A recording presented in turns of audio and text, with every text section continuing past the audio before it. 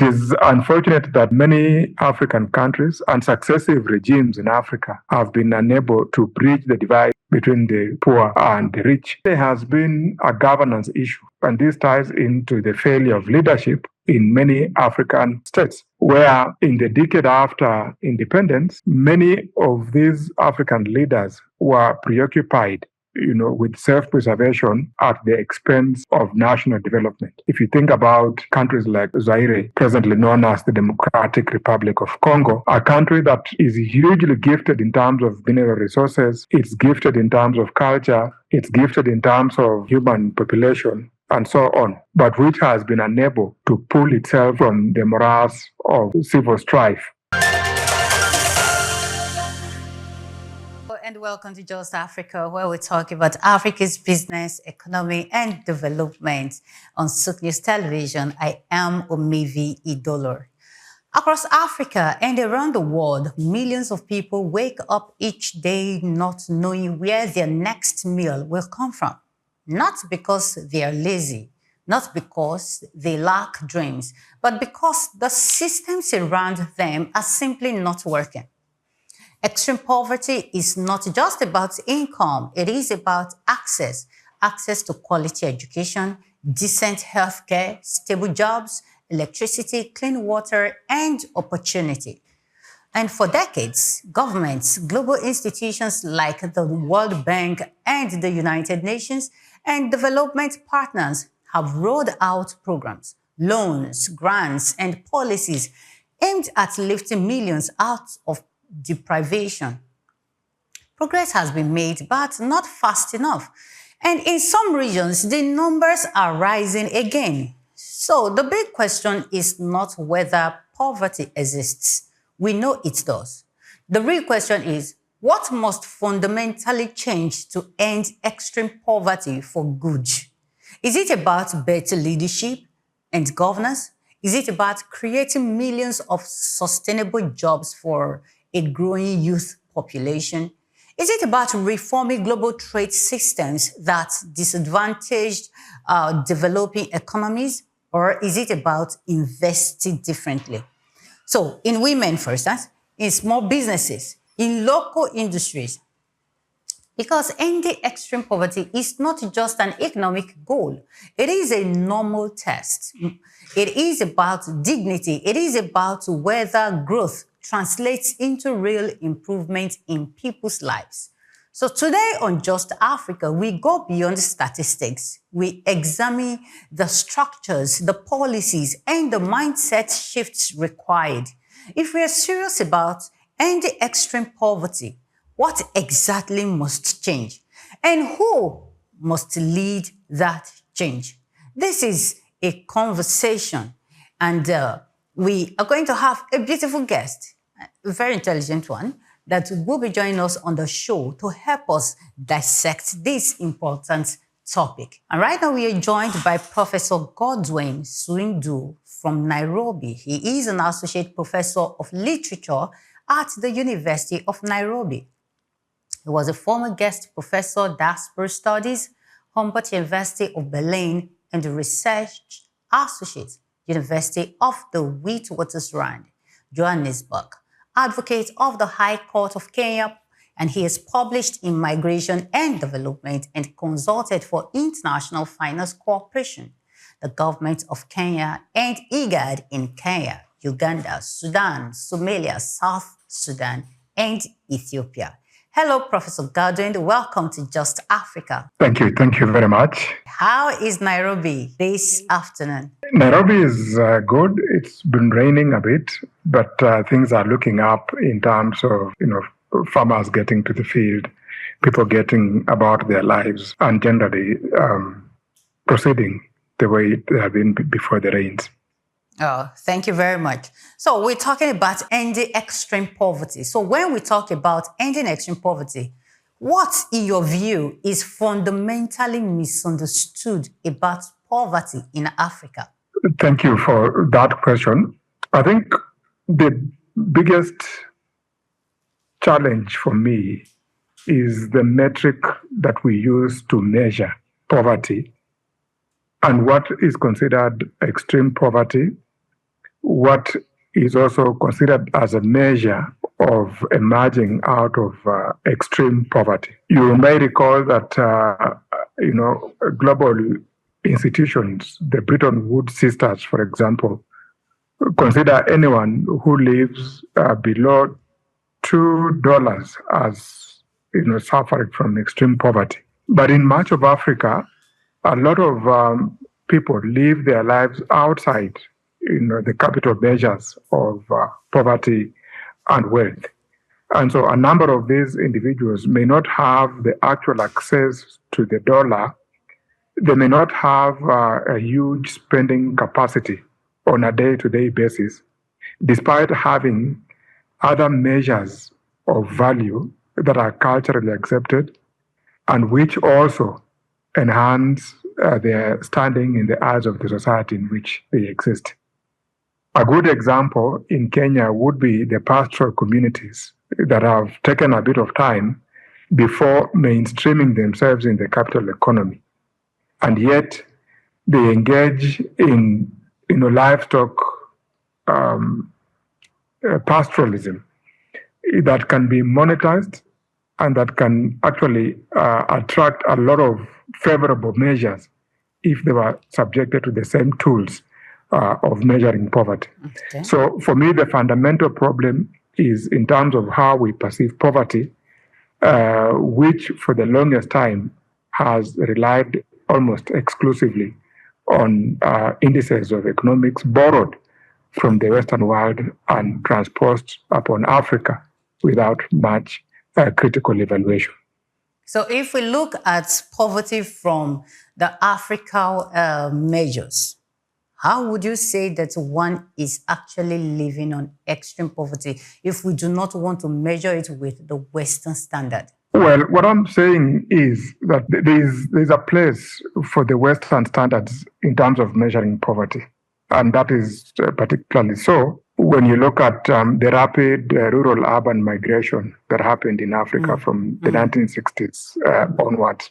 But even when these people occupy, for example, the informal settlements in urban and peri-urban areas, their encounters with material poverty does not obscure the reality that a number of Africans who inhabit, the far-flung regions also encounter different forms of deprivation that cannot be measured by the same tools as, the $2 measure that has become like a uniform tool to determine poverty rates across the board. So we have poverty that exists in some of these urban and peri-urban areas, which is more corrosive of human dignity as compared to poverty that is in far-flung rural areas that, although deprives the people of certain material conveniences, does not erode their dignity to the extent that we see in urban and peri-urban areas.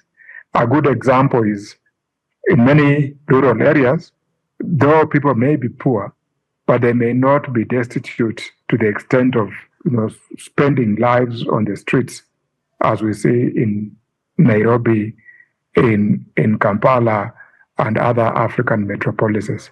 So what I'm saying essentially is we probably need to diversify our measures of what poverty is and what poverty is not. Okay, thank you very much, Prof. So is extreme poverty primarily an economic failure or a governance failure or even a structural global imbalance? It is a bit of each and all of those. Okay. In fact, poverty is a multi-perspectival reality in Africa as it is in many parts of the global south. Structural imbalances, in Africa, that is something that is undeniable, especially given the legacy of colonialism, which created artificial divides between the elite and the non-elites. It is unfortunate that many African countries and successive regimes in Africa have been unable to bridge the divide between the haves and the have-nots, between the poor and the rich, between the political elite the common folks, if you like. So that is the structural part of it. And then there has been a governance issue. And this ties into the failure of leadership in many African communities, in many African states, where in the decade after independence, many of these African leaders were preoccupied, with self-preservation at the expense of national development. If you think about countries like Zaire, presently known as the Democratic Republic of Congo, a country that is hugely gifted in terms of mineral resources, it's gifted in terms of culture, it's gifted in terms of human population, and so on, but which has been unable to pull itself from the morass of, civil strife. The leadership of Mobutu Sese Seko and many others, in sub-Saharan Africa could have done much better in terms of investing in long-term resilient capital infrastructure development projects, in terms of investing in human resource to tap into the talent and devotion of the population, but also in terms of creating an environment in which foreign investment on whatever terms could flow into the countries and transform the lives of the people. We also have climatic and environmental challenges that cannot be wished away. If you look at the Sahel region, for example, or the Horn of Africa, the climate has not been supportive of economic diversification. And for example, when you talk about crop husbandry, a lot of these countries have then found themselves in positions where they have to import their food requirements. And this, of course, takes away from their foreign exchange reserves, therefore slowing down the journey to development. So all these things, geographical, climatic conditions, issues of poor governance, selfish leadership, and of course, foreign meddling, which has been a reality as well, continue to impede and slow down Africa's journey to economic advancement. All right, Prof, thank you very much. So when you talk about selfish leadership, this is something Africans have complained about over the years. They've complained where any part of Africa, they keep complaining, yet we are not seeing changes. So what are we not doing right that is making poverty to sink so deep? We are trying to come out, yet we keep going down into poverty. Yet we keep complaining of structural issues, we complain of leadership issues, we complain about policies. What are we not doing right exactly? I choose to look at it from a different standpoint. I think Africans have tried to get it right from all perspectives. For example, from the 1990s coming to the present moment, Africa has generally tended towards democratization of their political decision making. And yet, the rest of the world is unwilling and unable to leave us alone. So we have a lot of external meddling in African political and economic affairs. I'm not afraid to say, for example, that many of our African leaders find themselves in a sticky situation where they have to do the bidding of foreign, more powerful entities. If you saw what happened in Venezuela just a couple of weeks ago, what is happening in Iran and the Middle East generally is something that has been a common play in Africa for years. It happened in Libya, it happened in Egypt, it's happening in Sudan, just across Kenya, and many other parts of the continent. That wherever Africa seems to be making strides towards economic empowerment, some forces, whether from the Middle East or west of Europe or even North America, come meddling saying, do this, don't do that, and so on. And because of the fear of consequences, because of the attraction of self-preservation, a number of African leaders have tended to comply. Think about countries like Cameroon, with the current leadership of President Biya. It's a miracle of sorts that Cameroon is still standing as a country.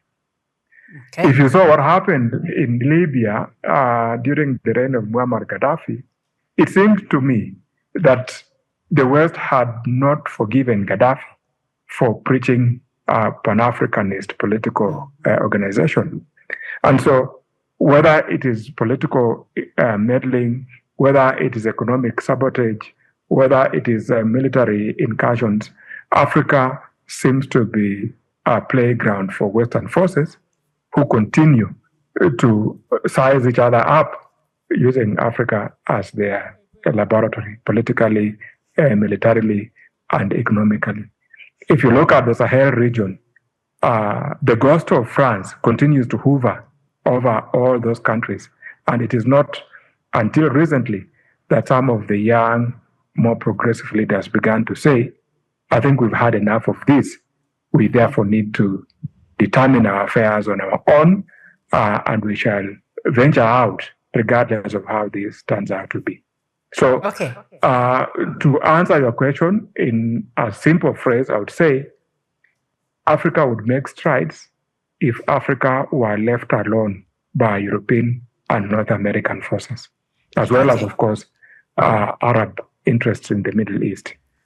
All right, Prof. If they leave Africa alone, but most times because of the resources we have here in Africa, they are not ready to leave Africa alone. Is there no way Africans can detach themselves to say, we do not need your loans, we do not need your aids, we do not need, because sometimes, just last week, we saw where the US says that they will come, was it to Senegal or which of the African countries, and says that before they can render their aid, they must have access to one of their natural resources. How long do we have to continue like this? What do Africans need to do to ensure that we are self-sufficient, we stand alone, instead of depending on the Western world?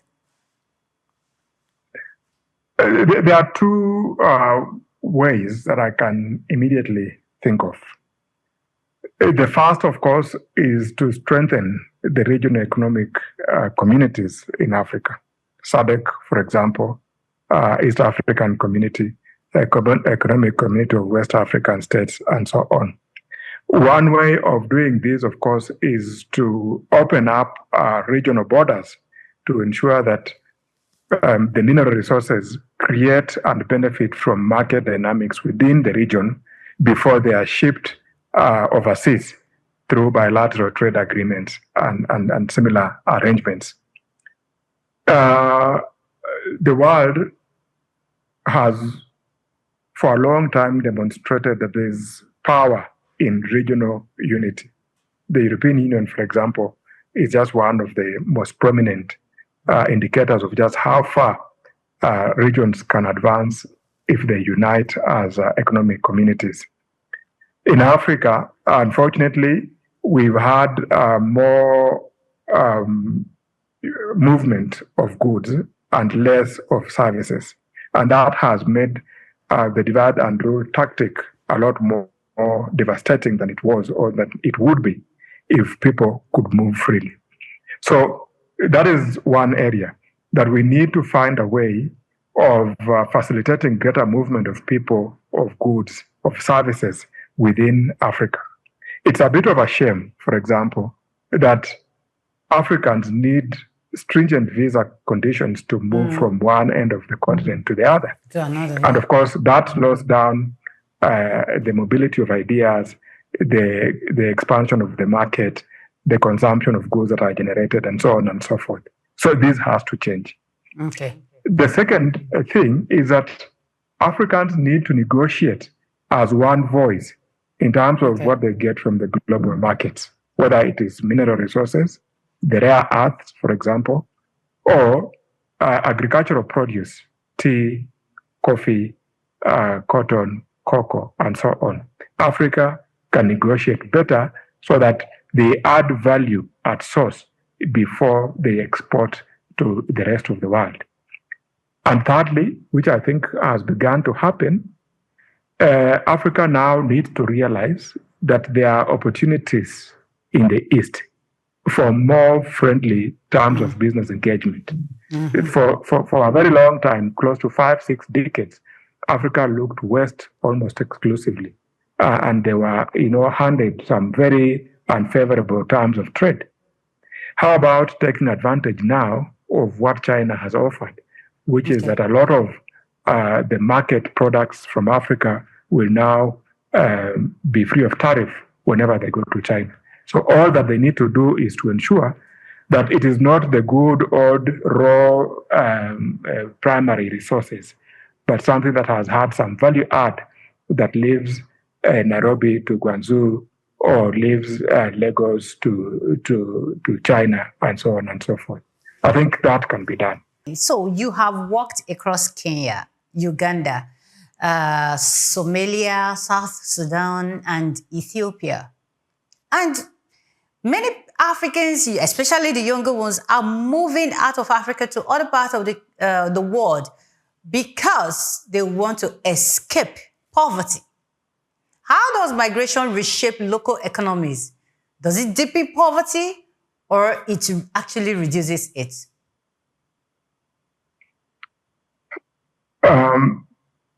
First, let me say that migration has become a common reality in Africa and, of course, the rest of the world.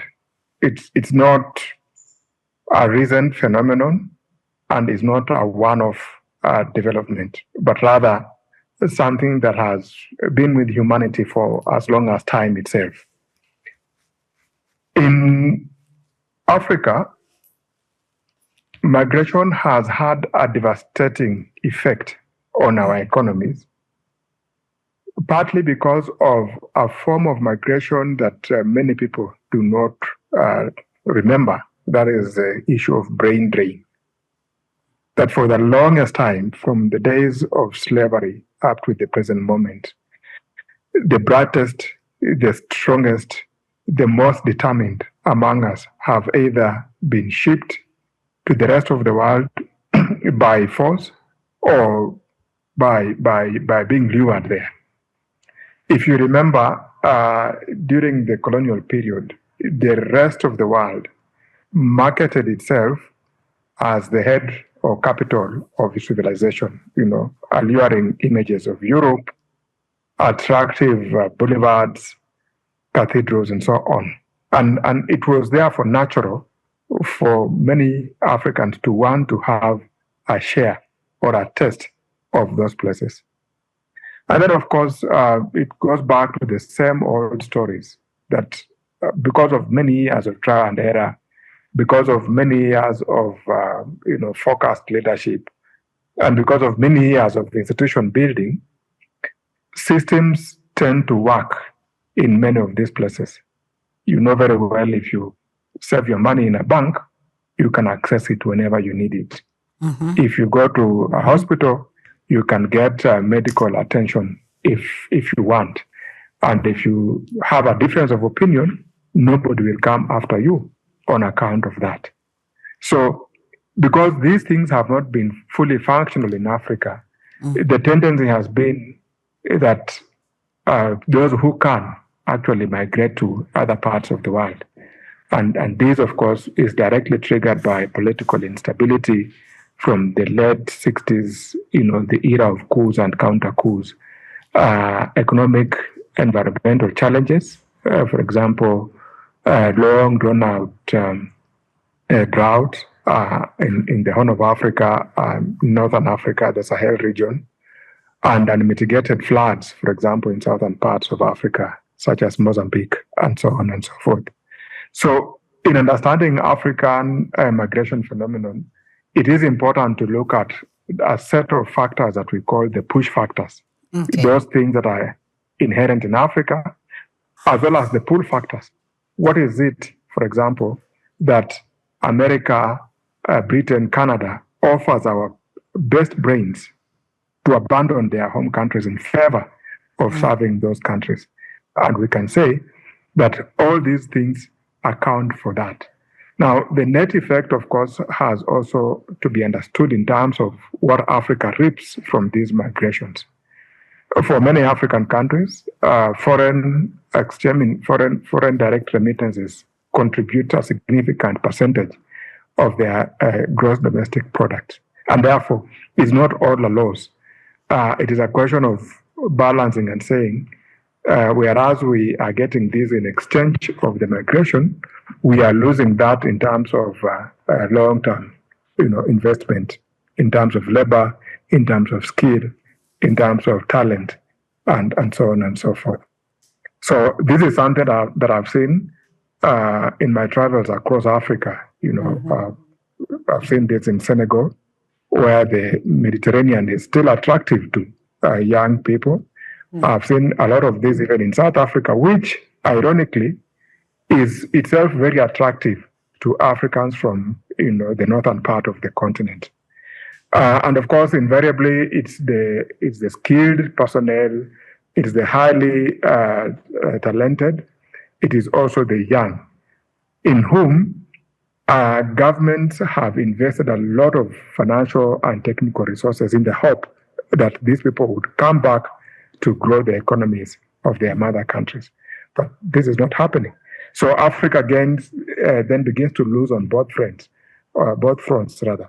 They invest a lot of resources in training doctors, training engineers, training teachers, training nurses, and so on. And before they can recoup the investments in terms of service to the people, these same people are then attracted to Europe, to North America, parts of Latin America, and the Middle East, where aging populations and other factors have created opportunities that we cannot avail in Africa.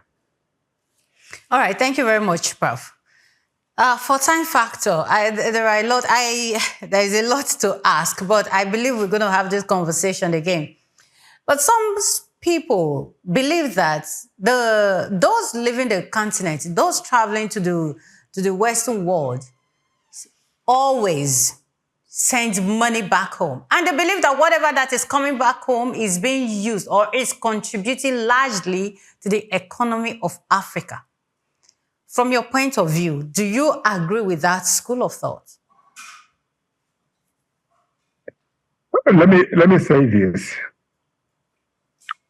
By the time somebody remits money, however much or however little, to Nairobi or Lagos or Harare, they have spent a lot of that money in those metropolises that they are in, whether it's Oslo or London or Berlin.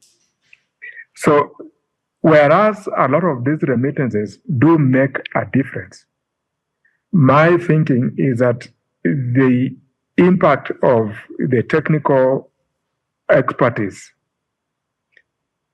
on the continent itself would by far outstrip the impact of those remittances that we get.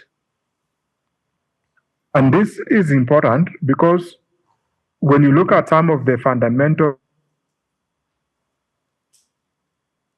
Hello, Prof, are you there? Okay, so I think, Prof, so Godwin is experiencing technical glitch or internet glitch. Okay, Prof, welcome back. Please, you may continue with your line of thought. Yes, sorry.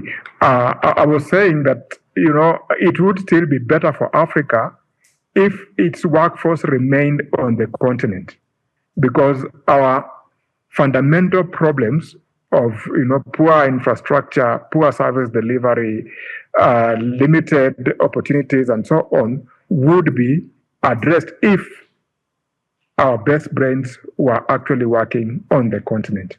And it is upon our leaders to create an environment that not only stems the migration outside the continent, but also attracts those who have already left to return to the continent and serve their mother countries. Okay. All right. Thank you very much. So have you consulted for institutions like the International Finance Corporation and regional bodies like Intergovernmental Authority on Development? Do you think development finance is structured in a way that truly targets extreme poverty? No, that has not been the problem. For the reason that is as old, of course, as time, that he who pays the piper calls the tune. Yeah. A number of our development priorities have been imposed upon us.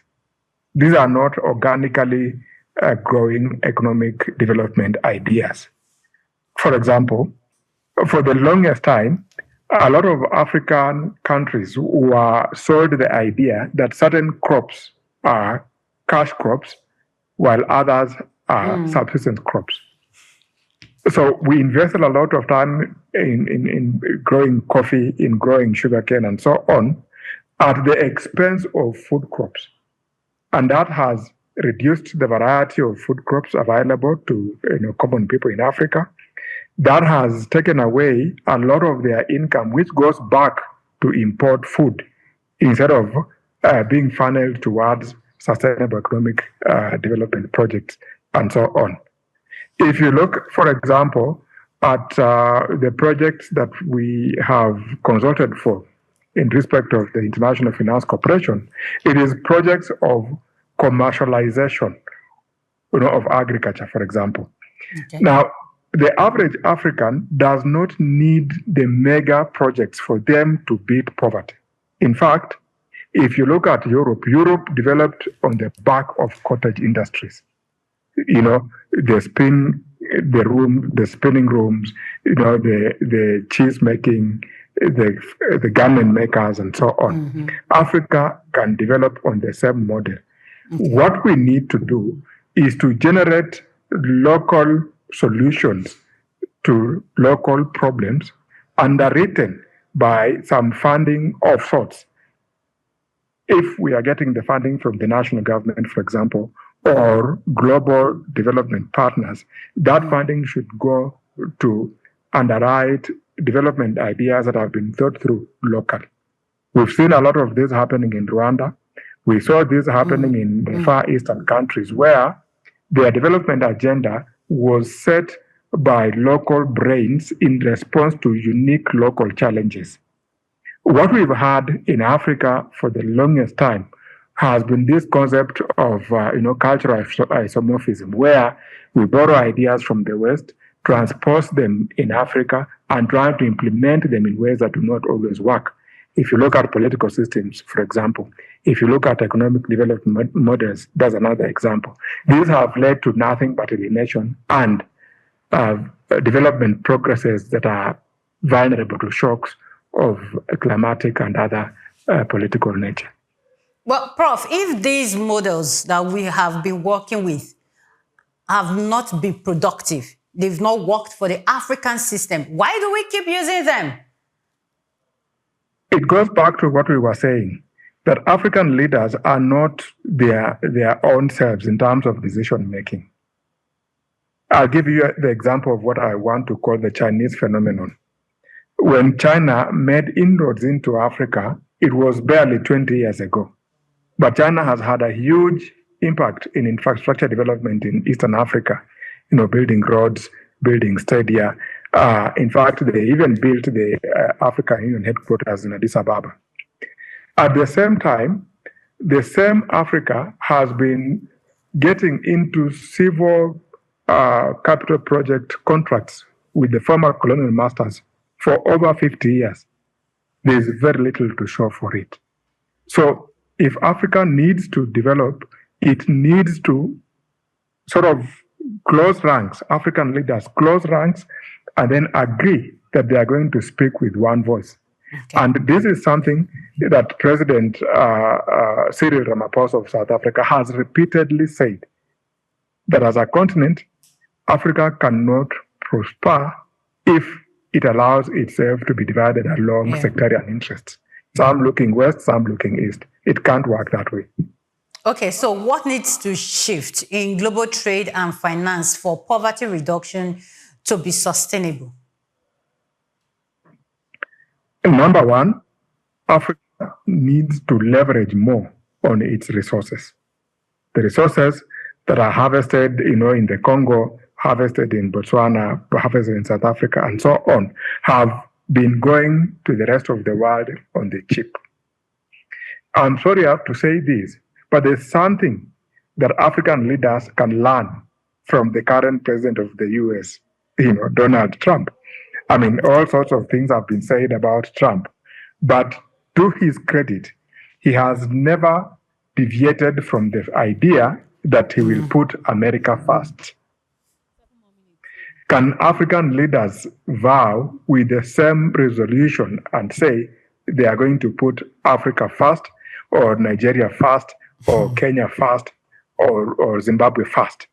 That way, they will negotiate favorable terms of trade from their European partners or from their European collaborators, however you want to describe them, and ensure that what Africa gives, it gets something of equal value in return. Because for the longest time, that has not been the case. And that is why you find a country like Germany, which does not have a lot of coffee to speak of, making the greatest returns on coffee. It shouldn't make sense that a country like Belgium makes more out of cocoa than a country like Ivory Coast or Ghana. So it is about haggling for better Africa-friendly terms of trade between Africa as a continent generally, and independent or individual African countries with their partners across the oceans. Thank you very much, Prof. Right now, there are some, for time's sake, there are so many questions that are supposed to arise from what you just said now. But for time's sake, right now, there are some African nations under military rule. And when people look at what they're doing, people feel that, yes, these people that are not, that are under military rule right now are doing better than other African countries. Do you agree with that? Yes, to a larger degree. Okay, I have so my if you reservations agree, about. Prof, would you say that we should go back to military rule in Africa? No. That is not what I'm saying. Okay. What I'm saying is we need to go back to the nature of the democratic, the democratic models that we have. As I mentioned earlier, our democracy is not entirely free, fair, and verifiable. We've had claims, for example, of elections that have been tinkered with by forces external to the countries in which the elections do happen. But I've also said that even when our leaders get into office, they are very amenable to twisting, cajoling, threats, and so on from the big brothers out there. So that has meant that many of these leaders cannot, advocate for the best interest of their own countries. Okay. Having said that, however, we are also saying that if African leaders unite, if they realize that they have more in common in terms of the predicament of their people, in terms of the abuse of their resources, and so on and so forth, if they realize that they have more in common among themselves than with their Western powers, they would do something about it. But as I said earlier, a number of our leaders are also persuaded or seduced or lured, by the trappings of European capitals. We have the case that I gave of the Cameroonian leader who lives in Europe, in Switzerland, and only occasionally visits Cameroon to have a look at what's going on. So, military rule, in principle, is not acceptable because it does not adhere to the will of the greater majority of the people. What we have now is something of an aberration. Okay. We have an anomaly, a democratic anomaly, where people who've shot their way into power appear to be meeting the demands or expectations of the people. But as history has told us, this is usually temporary. They come in, they say, they make all the right noises, and once they are entrenched into office, then the bloodshed begins. So that is not what we want to see. Sustainable development is that which is underwritten by democratic processes. So what we need to do is to strengthen our institutions of democracy to ensure that the leaders who are sent to office are those who have the mandate of the people. And then trust that once they get into office, those leaders will deliver on their mandate with a view to meeting the expectations of the people who put them into office. In any case, as we say, the leaders are sent into this office as a matter of trust, because real power actually resides with the voters. Thank you very much, Prof, for your beautiful insights. Like I said earlier on, we are going to have this conversation again because for time factor, we could not finish everything that we needed to talk about. Once again, thank you so much. So we'll be having this conversation with Professor Godwin Sinundu. He's an associate professor of literature at the University of Nairobi, former guest professor, diaspora studies, Humboldt University of Berlin, and the research associate, University of Witwatersrand, Johannesburg, advocate of the High Court of Kenya. Once again, thank you, Prof, for coming on the show. Thank you. Most of the pleasure is mine.